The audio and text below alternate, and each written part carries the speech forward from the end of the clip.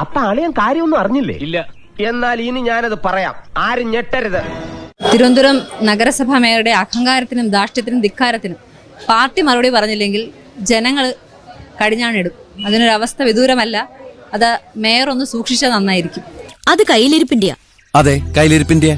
തിരുവനന്തപുരം നഗരസഭാ മേയറുടെ അഹങ്കാരത്തിനും ധാർഷ്ട്യത്തിനും ധിക്കാരത്തിനും പാർട്ടി മറുപടി പറഞ്ഞില്ലെങ്കിൽ ജനങ്ങൾ കടിഞ്ഞാണിടും. പെണ്ണുങ്ങളായ ഇങ്ങനെ തന്നെ വേണം. ഈ ഒരു മേയറുടെ ഈ ഒരു പ്രവൃത്തി എങ്ങനെ? മേയറുടെ സ്ഥിരം ശൈലിയാണ് ഈ ഒരു ധാർഷ്ട്യം. സ്ഥിരാണല്ലേ?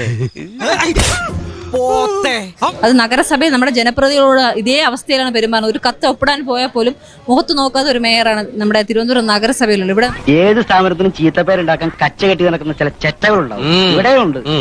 അതാ ഈ അവതാരം. തികച്ചും ഈ മേയർ സ്ഥിരം ശൈലി തന്നെയാണ് അവിടെ ഒരു സാധാരണക്കാരനായിട്ടുള്ള KSRT ജീവനക്കാരനോട് കാണിച്ചിട്ടുള്ളത്.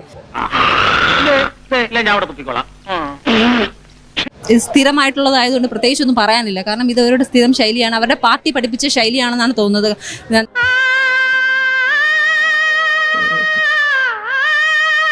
നഗരസഭയുടെ ഓരോ വരുന്ന ആളുകളോട് പോലും, അല്ലെങ്കിൽ ജനപ്രതിനിധികളോട് മാത്രമല്ല, സാധാരണക്കാരായിട്ടുള്ള, ഇപ്പം നേരത്തെ നിങ്ങൾ ഇവിടെ കണ്ടു, ഒരു സാധാരണക്കാരനായിട്ടുള്ള ഒരാൾ ഇവിടെ വന്ന് കരഞ്ഞുകൊണ്ട് പറയുന്നത് നഗരസഭയിൽ നടക്കുന്ന കാര്യങ്ങളാണ് പറഞ്ഞത്. സാറിനെ പോലുള്ള മാന്യന്മാര് ഇതുപോലുള്ള അലവലാളികൾ കൊണ്ട് നടക്കരുത്. എന്ത് ചെയ്യാനാ? കഞ്ഞിയും വെള്ളവും കുടിച്ച് ജീവിച്ചോട്ടെ നേരിയ. ഇപ്പോൾ സാധാരണക്കാരനായിട്ടുള്ള ആളുകളോട് പോലും പെരുമാറുന്ന രീതി നിങ്ങൾ കണ്ടത്. അതേപോലെ തന്നെയാണ് മേയർ ഒരു പദവി, മേയർ എന്നൊരു പദവി ദുരുപയോഗം ചെയ്തുകൊണ്ട് ഒരു KSRTCയിലെ ആ പാവപ്പെട്ട ജീവനക്കാരനോട് പെരുമാറിയത്. കുത്തും ആലോചിക്കണം. വോട്ടേ കുത്തും ആലോചിക്കണം.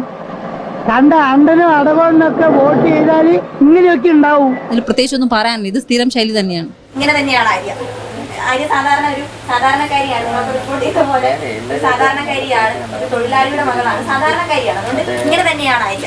ആണോ? ഇങ്ങനെ തന്നെയാണ് ആര്യ സാധാരണ ഒരു സാധാരണക്കാരിയാണ്. നമുക്ക് റിപ്പോർട്ട് ചെയ്ത പോലെ ഒരു സാധാരണക്കാരിയാണ്, ഒരു തൊഴിലാളിയുടെ മകളാണ്, സാധാരണക്കാരിയാണ്. അതുകൊണ്ട് ഇങ്ങനെ തന്നെയാണ് ആര്യ. എന്നാ ഞങ്ങൾ അങ്ങ് ഇറങ്ങട്ടെ. ആയിക്കോട്ടെ, സന്തോഷായി.